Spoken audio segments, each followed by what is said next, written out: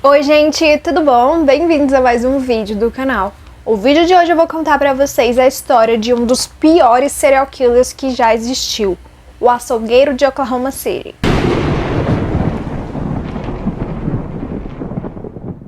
Mas antes de tudo, já deixa o seu like e se inscreve no canal, a gente tá com a meta de 1000 inscritos. E eu conto com a ajuda de vocês, então indica meu canal para mais pessoas para que a gente possa crescer e eu trazer cada vez mais conteúdos legais. No dia 1º de abril de 1976, 3 homens que trabalhavam na indústria do petróleo, eles estavam esperando um dos colegas deles que ia mostrar para eles ali um local onde eles iriam trabalhar. E esse colega, ele acabou se atrasando e eles ficaram meio que impacientes e foram ficando entediados. E bom, não existia celular para as pessoas se comunicarem e perguntarem o que tinha acontecido, se já estava chegando. Então esses homens, eles resolveram explorar ali o local onde eles estavam.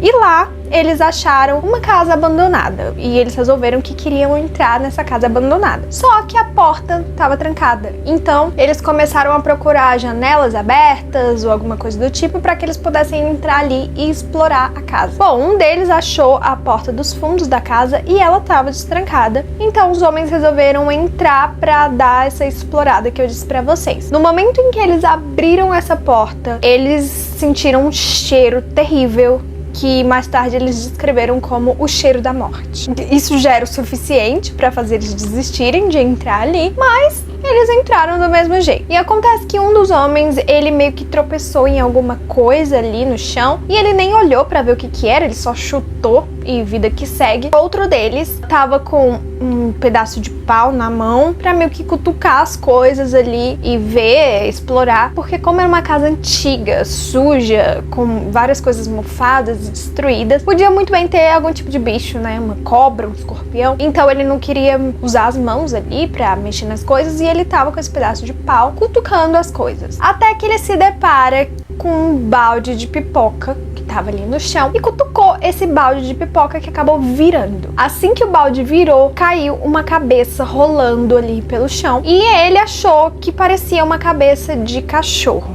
E chamou os outros, né? E os outros falaram, não, isso daí é uma cabeça humana. E eles começaram a discutir se aquilo seria uma cabeça humana, uma cabeça de cachorro, e acharam melhor sair dali e chamar a polícia, né? Eles foram até a delegacia pra dizer o que tinha acontecido. Chegando lá, eles falaram pra polícia que entraram naquela casa e que a casa é cheia de lixo, de entulho, e que eles acharam algo que poderia ser uma cabeça humana. A polícia, obviamente, não acreditou. Afinal, era o dia 1º de abril, o dia da mentira. E os policiais acharam que aqueles homens estavam apenas fazendo uma pegadinha, uma casa abandonada, uma cabeça humana, faria todo sentido, só faltava eles dizerem que a casa era assombrada. Então eles não acreditaram. E os homens, eles insistiram muito e eles estavam visivelmente desesperados. Então o policial falou, então vamos, não tem nada pra fazer mesmo, então vamos lá ver se realmente tem alguma coisa ali ou eles estão mentindo. Se eles estiverem mentindo, a gente prende eles e vida que segue. Chegando lá, a polícia achou e sim, era uma cabeça humana, mas como já tinha um tempo que tava ali, ela tinha meio que entrado em decomposição, então tava difícil de entender se era uma cabeça animal ou uma cabeça humana, até porque tinha sido desfigurada. A polícia descreveu que tinha um rasgo na boca dos dois lados que vinha até as orelhas, o que me lembrou muito o caso da Dália Negra, que tem um vídeo aqui no canal, vou deixar o link aqui pra vocês que não assistiram ainda, que o assassino da Dália Negra, ele rasga, né, a boca dela até as orelhas, e então fica parecendo tipo um sorriso, o que é muito sádico. E aí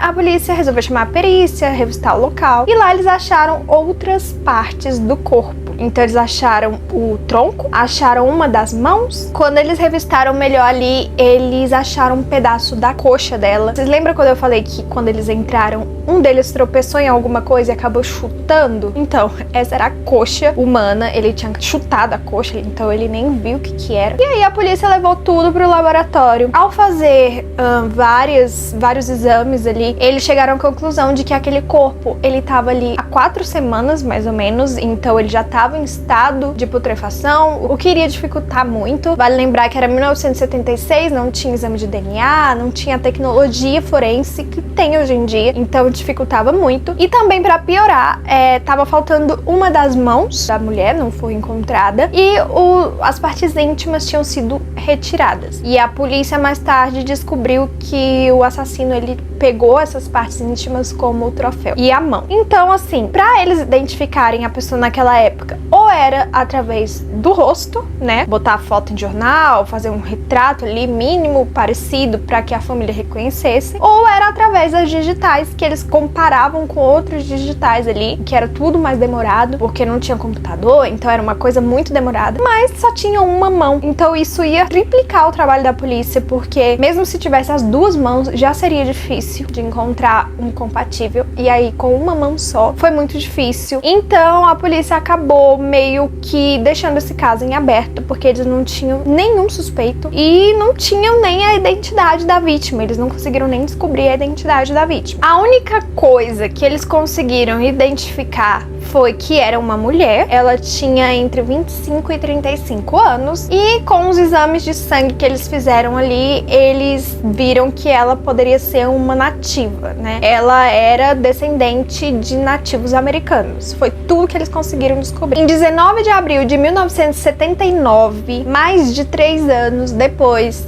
daquele corpo ter sido encontrado, ali pertinho, mais ou menos a uns 2 quilômetros daquela casa abandonada que acabou virando um complexo de apartamentos, as crianças estavam jogando basquete e inclusive uma delas tinha um cachorro, e o cachorro simplesmente desapareceu. Quando o cachorro voltou, ele tava com uma coisa esquisita na boca e as crianças tentaram descobrir o que era, o cachorro saiu correndo, e aí que era uma cabeça humana. O cachorro tava com os cabelos pendurados na boca e meio que segurando uma cabeça humana. A polícia, ela foi chamada, obviamente, e quando a polícia chegou lá, o bairro todo tava o maior caos. Por quê? Além dessa cabeça que as crianças acharam, quer dizer, o cachorro das crianças, e as crianças foram atrás pra ver o que era e acharam uma cabeça, pessoas da vizinhança inteira estavam achando partes de corpos ali, nas calçadas, nos quintais. Tava todo mundo em pânico com essa descoberta, e a polícia começou a ficar louca. Tipo, gente toda hora chamando, ai, eu achei um pedaço de um pé aqui no meu quintal, e tava enrolado em um jornal. Aí o outro, ai, eu achei aqui perto da minha lata de lixo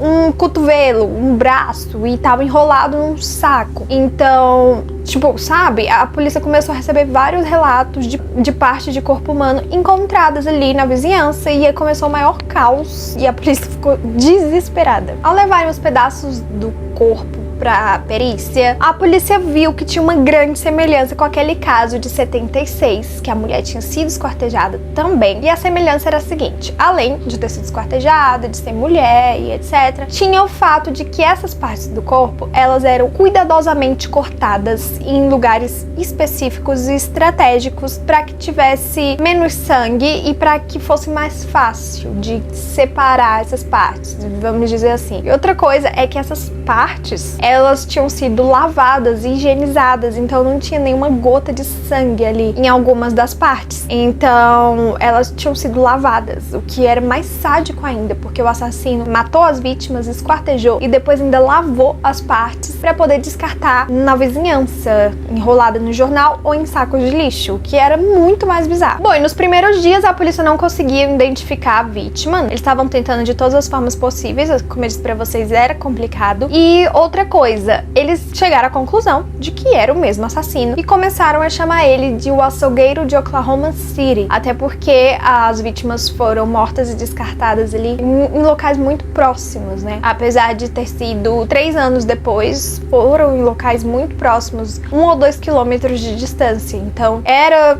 o açougueiro de Oklahoma City, porque ele fatiava as pessoas. E aí que a polícia ficou nessa de vamos descobrir quem é essa mulher, vamos descobrir, até que eles chegaram à identidade da vítima, que se chamava Arley Killian. A Arley, ela tinha 22 anos e ela vinha de uma família extremamente problemática. O pai dela abusava dela e dos irmãos, ele espancava a família inteira. Então a Arley, ela acabou fugindo de casa e indo morar na rua. E nisso ela começou a usar drogas e ter problemas mentais. Então a polícia vivia pegando ela e levando pra delegacia, porque as pessoas viam ela vagando na rua, drogada, e chamavam a polícia ia lá, recolhia ela, depois soltava ela. Então a polícia viu que já tinha várias passagens, entre aspas, dela ali na delegacia, não sendo acusada de alguma coisa, mas ela era uma conhecida da polícia por ter sido retirada ali das ruas várias vezes. Acontece que quando a polícia entrou em contato com a família dela, a família ficou muito surpresa de saber que era ela que tinha sido morta, até porque ela não estava desaparecida. A família tinha visto ela 2 horas antes do corpo dela ser encontrado, então a polícia especula que ela encontrou com a família e aí depois imediatamente ela já foi sequestrada e morta e teve seu corpo descartado, até porque para você desmembrar alguém deve demorar um tempinho, então foi muito rápido. 2 horas depois as crianças acharam a cabeça dela descartada ali, então ela não era uma pessoa desaparecida. E bom, assim como a outra vítima, ela também era descendente de nativos americanos, então já tinha meio que um perfil ali que esse serial killer gostava, e ela tinha 22 anos, então era mais ou menos a idade que a polícia especulava que a primeira vítima tinha, então ele já tinha um perfil assim da vítima perfeita para esse assassino. E também a Arley, ela era sem teto, e a polícia especula que a primeira vítima também era sem teto, e a Arley também às vezes ela vendia o corpo dela em troca de comida, e a polícia especula que a primeira vítima também trabalhava vendendo o corpo. Então o assassino tinha um tipo específico de vítima. Alguns dias depois de descobrir a identidade da Arley, a polícia prendeu um suspeito chamado Eugene Johnson, e ao interrogarem incansavelmente esse homem, a polícia chegou à conclusão de que não podia ter sido ele, apesar dele ter alguns problemas mentais, não podia ter sido ele que cometeu esses crimes, até porque a polícia estava montando um perfil específico, e esse açougueiro de Oklahoma City, ele tinha conhecimentos médicos, como eu disse pra vocês, pra desmembrar perfeitamente, eram cortes perfeitos, e esse homem, o Eugene, ele era meio perturbado, e ele não tinha conhecimento de nada, então a polícia meio que descartou ele como suspeito. E uma coisa muito bizarra que aconteceu é que mesmo depois de identificar a Arley e dar essas partes para que a família pudesse enterrar e seguir em frente, a polícia recebia, semanas depois disso, denúncias de pessoas ainda achando pedaços do corpo da Arley nas suas casas, nas calçadas, nos becos. Então isso meio que aterrorizou a família dela, porque não tinha fim. Ela já estava morta, ela já tinha sido meio que enterrada, e as pessoas da vizinhança ainda achavam pedaços do corpo dela por ali. Então isso era aterrorizante e deixava a polícia desesperada, porque as pessoas cobravam muito para que a polícia descobrisse que estava fazendo isso. Porque como assim ninguém via alguém descartando partes do corpo ali por toda a cidade? E sabe,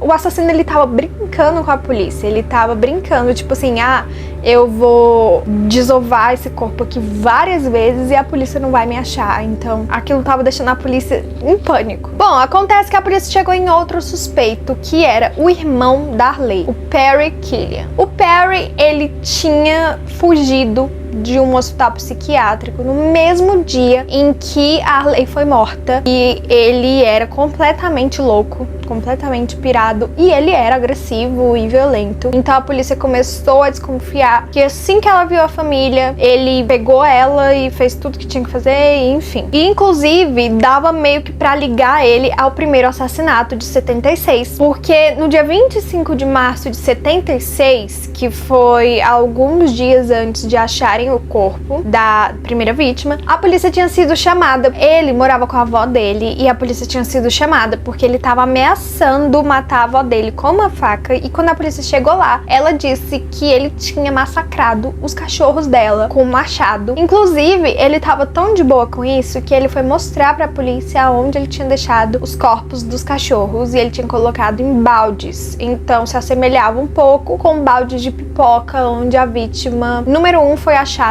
umas semanas depois. Então a polícia achou que poderia ter sido ele. E depois que isso tinha acontecido, a polícia levou ele pro hospital psiquiátrico e ele saiu depois de um tempo. E aí em 78 ele atacou a avó dele com a faca e a polícia mandou ele de novo pro hospital psiquiátrico. E aí ele fugiu em 79, no dia em que a irmã dele foi morta. Então a polícia meio que conectou, tipo, mano, de novo ele tá fora do hospital e aí a irmã dele aparece morta. Não é coincidência. E aí a polícia começou a ter ele como principal suspeito. Então assim, a polícia pediu uma prisão preventiva pro Perry. Acontece que já tinha uma semana que o Perry tava preso e a polícia foi chamada porque mais partes do corpo da Arley tinham sido encontradas ali no meio da rua. E aí a polícia viu que não tinha como ter sido ele, até porque ele não era inteligente pra pedir pra alguém fazer aquilo enquanto ele tava preso. E ao ver os históricos médicos dele da clínica psiquiátrica, a polícia viu que ele era completamente louco. Ele era incoerente, às vezes ele até esquecia quem ele era, ele viajava muito, então não tinha nem como ele meio que arquitetar tudo isso, entendeu? Ele era completamente louco. Então a polícia descartou ele como suspeito. Quando a polícia achou que não tinha mais solução, esses dois casos ligados ao açougueiro de Oklahoma City, em 83, um homem foi preso no Texas e ele começou a confessar um monte de crimes, um monte de mortes que tinham acontecido por todo o país. Então ele começou a ser chamado de o assassino da confissão, porque tudo que a polícia colocava meio que na conta dele, ele confessava. Então a polícia falava assim, você que matou fulana, sei lá, em Nova York, ele falava, fui eu. Foi você que matou fulana, Chicago, fui eu. Foi você que matou fulana, não sei o que, fui eu. Então ele acabou confessando também o assassinato da Arley em Oklahoma. Ele disse que tinha sido ele também. Demorou um pouco pra polícia perceber que não era verdade aquilo, que inclusive ele não tinha cometido nenhum terço dos assassinatos que ele tinha confessado, que ele queria que as pessoas acreditassem que ele fez aquilo pela fama e também para que ele pudesse fazer acordos com promotores de diferentes estados para ele ter benefícios, inclusive para ele ser temido dentro da cadeia, ser respeitado pelos outros presidiários e ter meio que benefícios de tipo assim, me dá um cigarro. Aí o preso tinha que dar um cigarro para ele porque ele era o assassino que matou no país inteiro e, enfim, ser respeitado dentro da prisão. Então a polícia descartou ele porque não fazia nenhum sentido. Fora que a polícia também já estava estudando bastante o açougueiro de Oklahoma e descobriu que ele era um local, porque as partes que ele desovava, os pedaços dos corpos, eram de uma pessoa que conhecia a cidade, então não tinha como ser esse doido que se chamava Henry, ficou conhecido como o assassino da confissão. Não tinha como, gente. Ele só queria mesmo perturbar a vida da polícia. Acontece que depois de 7 anos do último assassinato, no dia 6 de março de 86, a polícia foi chamada porque um senhor tinha feito uma descoberta terrível no quintal da casa dele. Ele tava andando ali pelo jardim da casa quando ele encontrou um tronco de uma mulher e também algumas partes ali da coxa, da perna. E quando a polícia chegou lá e recolheu essas partes do corpo, ela viu que era o mesmo modus operandi, os cortes eram os mesmos, a forma como essas partes foram limpas do sangue era o mesmo. E aí a polícia teve certeza que o açougueiro de Oklahoma, ele tinha voltado a matar depois de 7 anos da última morte. E assim, como eu disse pra vocês, eles tinham achado apenas o tronco e algumas partes da perna. E aí no dia 12 de março a polícia foi chamada porque alguém encontrou uma cabeça humana dentro de uma lata de lixo. E essa cabeça, ela tinha sido parcialmente incendiada. Então a polícia recolheu ali e mesmo metade do rosto tendo sido destruído pelo fogo, pelo incêndio, a polícia conseguiu identificar essa vítima. Porque além da cabeça, eles acharam também partes do braço, enfim. E num dos braços dela tinha tatuagens, então a polícia reconheceu através das tatuagens e ela se chamava Tina Marcia. A Tina Marcia, ela tinha também 22 anos, ela era descendente de nativos americanos e ela também era sem teto e as pessoas que a conheciam diziam que a Marcia também trabalhava vendendo o corpo dela. Então era o mesmo modus operandi, era o mesmo perfil de vítima, então a polícia não podia ignorar que aquela tinha sido vítima do açougueiro de Oklahoma. E bom, a polícia ela não tinha mais suspeito, ela estava começando a entrar em desespero, afinal, o primeiro corpo foi achado em 76 e o terceiro foi achado em 86. Então esse assassino, ele tava matando há 10 anos, com períodos diferentes ali de pausa. E a polícia pediu então ajuda pro FBI para que eles traçassem um perfil, para que eles meio que começassem a procurar um possível assassino. E bom, como eu contei pra vocês, eles já tinham um perfil de vítima, eram mulheres de mais ou menos 22 anos, sem teto, descendentes de nativos americanos. Elas trabalhavam vendendo o corpo, algumas tinham problemas com droga, as partes dos corpos tinham sido descartadas ali pelo bairro, e era um bairro predominantemente pobre, de classe baixa. A distância onde essas partes dos corpos das 3 vítimas foram achadas era uma distância minúscula de tipo 1 km, 2 km. Então assim, a região foi traçada, o assassino, ele tinha que ser dali, ele tinha que estar ali para descartar os corpos, né? Ele descartava pedaços, uma semana, outros pedaços, enfim. Ele era um assassino paciente, porque ele esperava para descartar no momento certo, para poder brincar com a polícia. Uma mulher que traçou o perfil dele, uma mulher do FBI, uma agente, ela disse que ele tinha problemas com mulheres na infância, provavelmente uma mãe autoritária, alguém que batia nele, uma mulher ruim. Ele foi criado por uma mulher ruim. Ele provavelmente tinha contraído doença venérea de alguma mulher, e isso deixou ele com muito ódio das mulheres, o ódio que ele já tinha desde a infância. Ele era um homem solitário, então ele não tinha amigos, ele não se relacionava com a família, ele era esquisito e solitário. Outra coisa, o tempo entre cada assassinato indicava que ele ou estava no serviço militar e precisava viajar, né, para o serviço militar, e quando ele voltava, ele cometia esses crimes, ou então ele, por algum motivo, precisava se ausentar da cidade e voltar uns anos depois, cometia crime, ia, voltava. Então ele não ficou na cidade durante esses 10 anos seguidos, ele precisava se ausentar por algum motivo. E ele ficava com as partes íntimas das vítimas como troféu,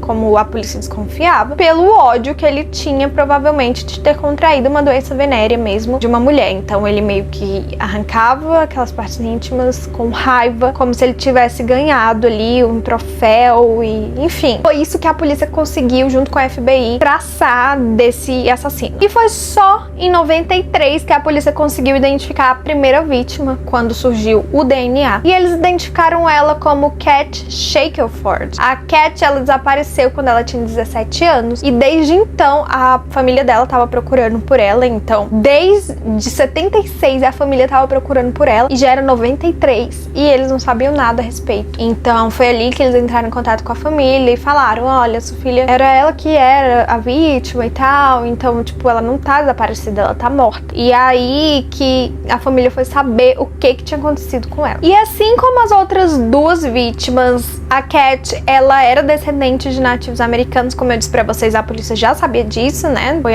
uma das únicas coisas que a polícia descobriu na época. A Cat, ela tinha 17 anos e estava prestes a fazer 18. Então a polícia estimou que era entre 25 e 35 anos, mas não era 17 para 18 anos. E a Cat, ela tinha fugido de casa e ela tava sem teto também. Possivelmente ela tava vendendo o próprio corpo, já que esse era o perfil de vítimas do açougueiro. E foi isso que aconteceu com ela. Então a família começou a procurar por ela e não achou. E achou que ela tinha saído do estado, acontecido alguma coisa assim desse tipo. Mas na verdade a Cat, ela já tava morta há bastante tempo. Em 2007 surgiu um novo suspeito. Um homem de 52 anos, ele tinha cometido um crime um pouco parecido no ano de 89. Ele tinha assassinado uma senhora de 75 anos dentro da casa dela, onde ela vivia com um namorado de 49 anos. O namorado não estava presente quando isso aconteceu, e ele simplesmente esquartejou a senhora e deixou os restos dela ali no chão do apartamento. Então a polícia pensou que poderia ser ele por causa do esquartejamento, e também porque esse homem se chamava Roderick Webster. Ele era ex-enfermeiro e ele tinha auxiliado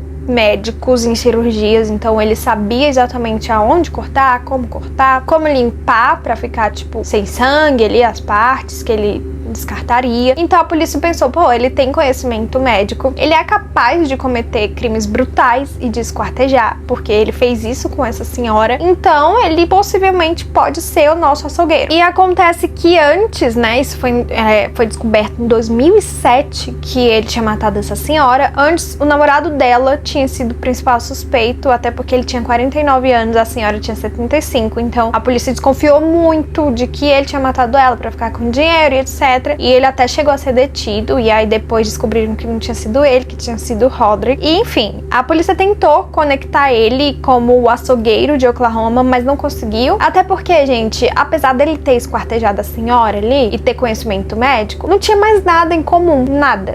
A mulher tinha 75 anos, as vítimas do açougueiro tinham 22 anos. Essa mulher, ela era branca e as vítimas eram descendentes de nativos americanos. Essa senhora, ela tinha dinheiro, ela tinha um apartamento, e essas vítimas, elas eram sem teto. Então, assim, não tinha nada a ver. E, tipo, não é como se cada uma das vítimas fosse diferente. Elas todas tinham um perfil em comum, menos essa senhora. Então, não fazia muito sentido, e a polícia não conseguiu ligar ele a nenhum dos 3 casos do açougueiro de Oklahoma. Então, até hoje continua em aberto. Ele nunca foi condenado por esses crimes dessas 3 mulheres, só pelo da senhora. Então, o açougueiro de Oklahoma City segue sendo um mistério pra polícia. Até hoje, ninguém sabe quem é esse homem. Graças a Deus ele parou de matar, foram 3 vítimas, porque ele poderia ter feito muito mais. Provavelmente ele morreu ou aconteceu alguma coisa com ele, porque esse tipo de perfil de assassino, ele não para. Ele tem compulsões, inclusive tem um vídeo meu falando aqui sobre os tipos de serial killers. Vou deixar aqui nos cards pra vocês verem. Eles têm uma compulsão que eles não conseguem parar de matar. Então ele provavelmente morreu. E aí só assim acabou de matar. Então foi o fim do açougueiro de Oklahoma. Gente, eu trouxe esse caso porque eu achei bizarro. E eu fui pesquisar sobre ele e só achei um vídeo no YouTube falando sobre o açougueiro de Oklahoma. E eu falei assim, gente, como assim? Esse caso é absurdo, é bizarro. Ouso dizer que é um dos piores casos de serial killer que eu já vi, de todos os vídeos que eu fiz, de todos os documentários que eu já assisti. Esse é um dos piores, principalmente por não ter sido revelada a identidade dessa pessoa. E aí eu falei, eu preciso levar isso pro canal, porque, gente, as pessoas precisam saber da existência desse ser bizarro que foi o açougueiro de Oklahoma City. E, gente, ele assombrou a cidade. Você tem noção disso? Que quando a cidade pensava que não já tinha, né, começava a esquecer o que tinha acontecido, se é que dá pra esquecer, você achar pedaços de corpos na sua calçada, no seu lixo, no seu quintal, vinha e surgia outro corpo, e uma cabeça numa lata de lixo. Então, isso assombrou a cidade, principalmente pela polícia não ter suspeitos. Os suspeitos que ela tinha foram todos descartados, porque não fazia muito sentido. Então, isso assombrou muito ali por mais de 10 anos Oklahoma, então bizarro. E bom, gente, eu espero que vocês tenham gostado. Não se esquece de deixar o like, se inscrever no canal pra me ajudar a chegar aos 1000 inscritos. Me seguir no Instagram e no TikTok, eu posto coisas muito legais. Deixa aqui nos comentários o que você achou, se você conhecia esse caso, porque eu não conhecia. E eu acho que tinha alguma coisa a ver com nativos americanos também, não só contra as mulheres, mas também contra mulheres nativo-americanas. Então ele provavelmente era também descendente de nativos, e a mãe dele, que era essa figura malvada e autoritária, era uma descendente de nativo-americana, então ele meio que projetou nas vítimas. Isso é o que eu acho. E me conta aqui as teorias de vocês. E a gente se vê num próximo vídeo.